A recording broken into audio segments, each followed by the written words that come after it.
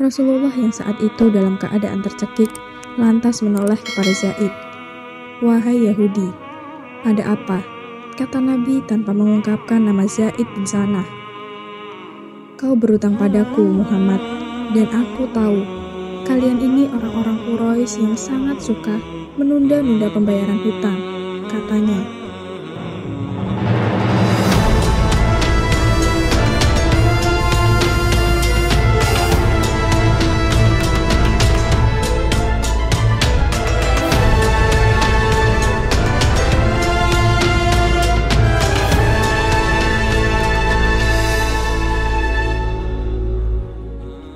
Kisah pendeta Yahudi masuk Islam setelah cekik leher Nabi Muhammad SAW.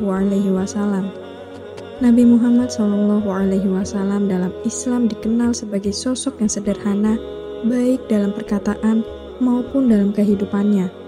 Bahkan dalam kisahnya yang masyhur, Rasulullah SAW diceritakan sempat meminjam uang kepada orang Yahudi untuk memenuhi beberapa keperluannya. Orang Yahudi tersebut bernama Zaid bin Sanah. Dia adalah pedagang terkenal pada masa itu. Selain itu, dia juga dikenal sebagai pakar Taurat yang amat disegani kaum Yahudi Madinah. Walaupun Zaid mengetahui kabar kenabian Rasulullah SAW sebagaimana yang tertulis dalam Taurat dan Injil, orang itu enggan mengakuinya. Maka, ketika Rasulullah berhutang kepadanya, dia hanya melayaninya sebagai orang biasa. Lantas keduanya pun menyepakati tenggat waktu pembayaran. Hari demi hari berlalu. Tibalah ketika Rasulullah SAW sedang memimpin majelis ilmu di Masjid Nabawi. Saat itu jemaah yang hadir cukup banyak sehingga masih terasa sesak. Hingga tiba-tiba datang Zaid bin Sanah yang langsung merangsek ke shaf depan. Para tokoh sahabat yang hadir saat itu masih belum mengetahui siapa pria yang merangsek ke baris terdepan itu. Bukannya langsung duduk, Zaid sudah di shaf depan, malah berdiri tepat di belakang Rasulullah SAW. Zaid kemudian menarik kain serban Nabi yang melingkar di lehernya sehingga beliau seketika tercekik. Menyaksikan hal tersebut, seluruh sahabat berdiri dan hendak menyergap Zaid. Umar bin Khattab yang berada dekat sekali dengan Nabi Muhammad SAW berkata, "Wahai Rasulullah, izinkan saya untuk memenggal kepala orang ini." Umar menatap Zaid dengan wajah penuh amarah. Namun, Rasulullah memberi isyarat dengan tangannya kepada Umar dan para sahabat lain untuk tetap duduk dan tenang. Rasulullah yang saat itu dalam keadaan tercekik, lantas menoleh kepada Zaid. "Wahai Yahudi, ada apa?" kata Nabi tanpa mengungkapkan nama Zaid bin Sanah. "Kau berutang padaku, Muhammad, dan aku tahu, kalian ini orang-orang Quraisy yang sangat suka menunda-nunda pembayaran hutang," katanya. "Bukankah belum tiba saatnya tenggat waktu pembayaran?" tanya Nabi SAW lagi. "Saya tidak peduli, bayar utangmu sekarang juga," seru Zaid lagi, sembari melepas serban Nabi. Maka Rasulullah SAW berpaling kepada Umar dan berkata, "Wahai Umar, ambilkan dari Baitul Mal sebanyak 20 syak, sekitar 40 kg kurma untuk membayar utangku kepada Yahudi ini, dan sebanyak 20 syak kurma lagi." "Wahai Rasulullah, 20 syak itu untuk utang engkau, tetapi 20 syak lagi untuk apa?" tanya Umar. "Itu sebagai hukuman karena engkau telah menakut-nakuti dia," jawab Nabi SAW. Singkat cerita, Umar pun keluar dari masjid dan berjalan menuju Baitul Mal. Kas negara diikuti oleh Zaid dari belakang.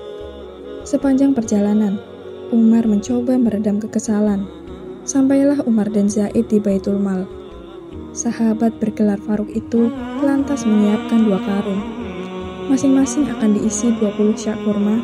Karung pertama yang tuntas diisi, lantas diberikannya kepada Yahudi itu. Sementara Umar sedang mengisi karung kedua. Sang pencekik Nabi tadi mencegahnya. "Umar, tahanlah, jangan kau masukkan kurma itu ke karung lagi." Katanya, Umar tidak peduli. Aku hanya melaksanakan perintah Nabi Shallallahu Alaihi Wasallam. Aku tidak ingin mendengarmu. Umar, apakah kau tidak mengenal saya? Saya tidak peduli, jawab Umar dengan ketus. Saya adalah Zaid bin Sanah. Mendengarnya, Umar seketika terkejut, kemudian berdiri menghadapnya. Apakah benar kamu Said bin Sanah? Said yang pendeta Yahudi, ahli Taurat? Tanya Umar tak percaya. Benar, akulah Zaid bin Sanah, jawab si Yahudi dengan tenang. Bukankah kau tahu bahwa Muhammad adalah utusan Allah? Tanya Umar lagi. Benar, aku mengetahuinya. Tapi, coba engkau pikir, wahai Umar, bagaimana mungkin aku nekat mencekik dirinya di depan kalian, umat Islam yang mengimaninya sebagai nabi, bahkan aku melakukan seorang diri dan di dalam masjid kalian. Apa engkau pikir aku sudah gila? Ujar Zaid. Mengapa kau melakukannya? Tanya Umar. Sungguh, sebelum tadi aku datang ke masjid kalian, aku telah mendapati tanda-tanda kenabian pada diri Muhammad. Hampir seluruh tanda-tanda itu ada padanya. Hanya saja, masih ada satu tanda yang belum tampak jelas bagiku, yakni kasih sayangnya mengalahkan rasa amarahnya. Jelas Zaid. Maka dari itu, aku nekat melakukan hal tadi. Aku tahu, hutang Muhammad belum jatuh tempo. Aku sengaja memancing emosi Muhammad dan kalian, dan para sahabatnya. Aku sudah bertekad mempertaruhkan nyawaku hanya untuk membuktikan kebenaran. Adakah tanda kenabian yang terakhir itu pada diri Muhammad? Dan kini aku percaya, ternyata benar, kasih sayang beliau mengalahkan amarahnya. Maka saksikanlah, wahai Umar, asyhadu an la ilaha illallah wa asyhadu anna Muhammadar Rasulullah. Ucap Zaid bin Sanah. Zaid bin Sanah turut berjuang dan bertempur bersama Rasulullah Shallallahu Alaihi Wasallam dan kaum muslimin hampir di setiap medan perang, dan akhirnya mati syahid di medan perang Tabuk. Demikianlah pendeta Yahudi itu akhirnya masuk Islam dan menyedekahkan pelunasan hutang Nabi kepada orang-orang fakir. Wallahu a'lam. Dari kisah di atas akan memaparkan sedikit tentang apa itu Yahudi. Yudaisme atau agama Yahudi adalah sebuah agama Abrahamik, monoteistik, dan etnis yang terdiri dari tradisi dan peradaban agama, budaya, dan hukum kolektif orang-orang Yahudi. Ini berakar sebagai agama terorganisir di Timur Tengah selama zaman perunggu. Beberapa ahli berpendapat bahwa Yudaisme modern berevolusi dari Yahwisme, agama Israel kuno dan Yehuda, pada akhir abad ke-6 sebelum Masehi, dan dengan demikian dianggap sebagai salah satu agama monoteistik tertua. Yudaisme dianggap oleh agamawan Yahudi sebagai ekspresi dari perjanjian yang Allah tetapkan dengan orang Israel. Nenek moyang mereka ini mencakup banyak teks, praktik, posisi teologis, dan bentuk organisasi. Taurat, seperti yang umumnya dipahami oleh orang-orang Yahudi. Taurat adalah bagian dari teks yang lebih besar yang dikenal sebagai Tanakh. Tanakh juga dikenal oleh para sarjana agama sekuler sebagai Alkitab Ibrani dan bagi orang Kristen sebagai Perjanjian Lama. Tradisi lisan tambahan Taurat diwakili oleh teks-teks selanjutnya seperti Mitros dan Talmud. Kata Ibrani, Torah, dapat berarti ajaran, hukum, atau instruksi. Meskipun Taurat juga dapat digunakan sebagai istilah umum yang merujuk pada teks Yahudi manapun yang memperluas atau menguraikan 5 kitab Musa yang asli. Mewakili inti dari tradisi spiritual dan agama Yahudi, Taurat adalah istilah dan seperangkat ajaran yang secara eksplisit memposisikan diri sebagai mencakup setidaknya 70 dan berpotensi tak terbatas aspek dan interpretasi. Teks, tradisi, dan nilai Yudaisme sangat mempengaruhi agama-agama Abrahamik di kemudian hari, termasuk kekristenan dan Islam. Hebraisme seperti Helenisme memainkan peran penting dalam pembentukan peradaban Barat melalui dampaknya sebagai elemen latar belakang inti kekristenan awal.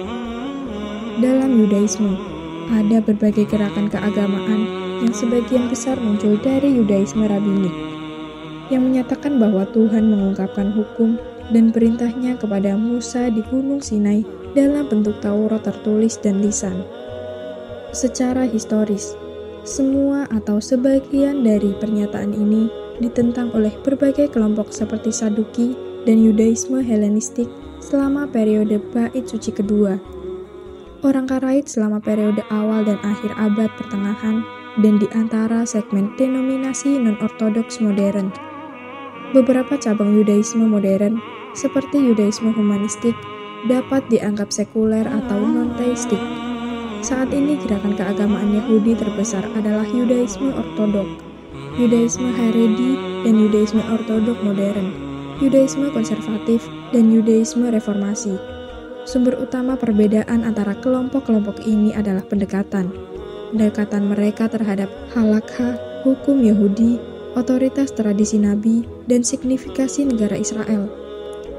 Yudaisme ortodok menyatakan bahwa Taurat dan halakha berasal dari ilahi, abadi, dan tidak dapat diubah, bahwa mereka harus diikuti dengan ketat. Yudaisme konservatif dan reformasi lebih liberal. Yudaisme konservatif dan reformasi lebih liberal.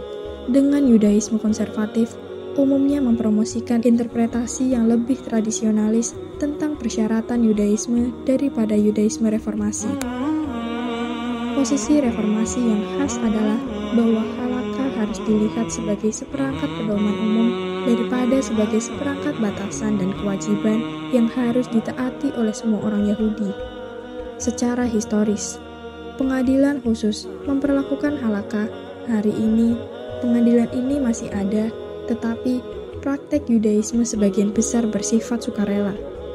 Kewenangan dalam masalah teologis dan hukum tidak dipegang oleh satu orang atau organisasi, tetapi pada teks-teks suci dan rabi dan para cendekiawan yang menafsirkannya. Yahudi adalah kelompok etno-religius, termasuk mereka yang lahir sebagai orang Yahudi atau etnis Yahudi, selain mereka yang pindah agama ke Yudaisme. Pada tahun 2019, populasi Yahudi dunia diperkirakan 14,7 juta atau sekitar 0,19% dari total populasi dunia.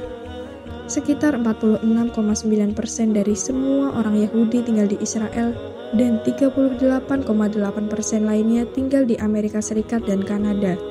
Dengan sebagian besar sisanya tinggal di Eropa dan kelompok minoritas lainnya tersebar di seluruh Amerika Latin, Asia, Afrika, dan Australia.